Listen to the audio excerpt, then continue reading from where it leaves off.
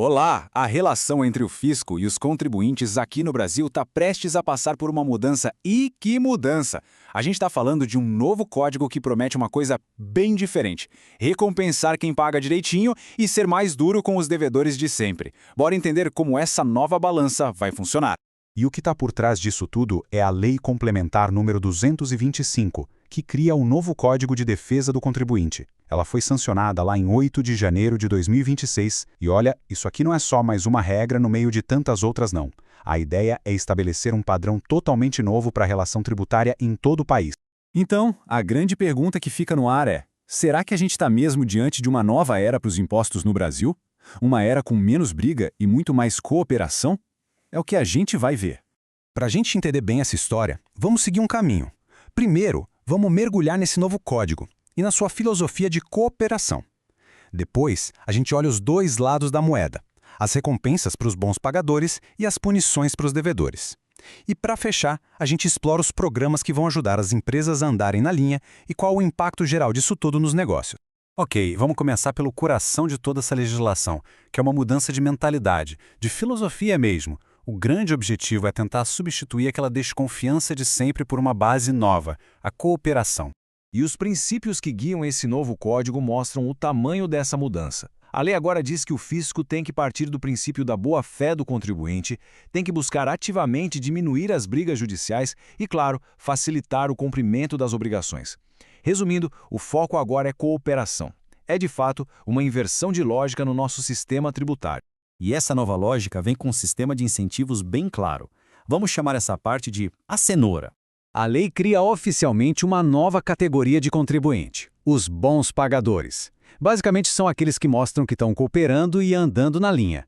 E para eles, a recompensa é bem prática: acesso mais fácil e rápido ao atendimento do fisco e outros benefícios para descomplicar o dia a dia. E como esse reconhecimento acontece na prática? Bom, através dos chamados selos de conformidade, que funcionam como um prêmio bem tangível para as empresas que jogam segundo as novas regras do jogo. E os benefícios práticos de ter um selo desses? Bom, eles são bem concretos. Tem o bônus fiscal, que pode dar um desconto de até 3% na CSLL. Além disso, a empresa ganha preferência em licitações públicas como critério de desempate e até uma proteção contra o congelamento de bens. É um pacote de vantagens bem interessante para quem está em dia. Mas, como dizem por aí, toda cenoura precisa de uma vara. Agora a gente vai para o outro lado do sistema: as penalidades para quem é devedor habitual. A lei define muito bem o que é um devedor contumaz. É aquele contribuinte que tem um histórico de não pagamento que é ao mesmo tempo substancial, repetido e sem uma boa justificativa. Ou seja, não é sobre um atraso qualquer, mas sim sobre um padrão de inadimplência. E o que o governo federal acha que é substancial? Bom, o número é claro. A partir de 15 milhões de reais em dívidas, o contribuinte já pode entrar no radar para ser classificado como um devedor contumaz. Mas atenção, ninguém recebe esse rótulo do nada de forma arbitrária.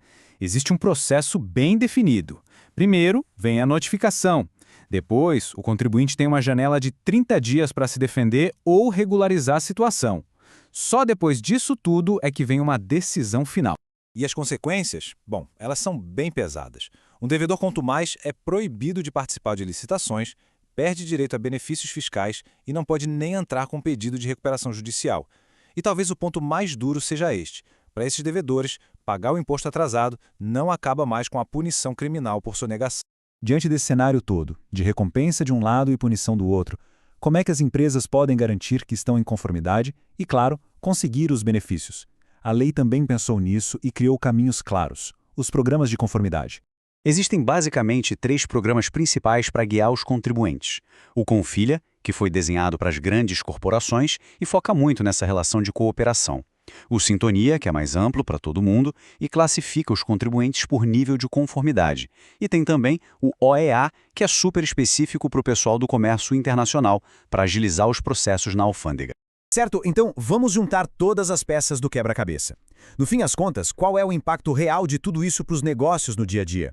A mudança fundamental, a grande virada de chave, é essa. A gente está saindo de um sistema que historicamente sempre foi visto como de confronto, de briga, por um sistema que agora, por lei, tem que ser cooperativo.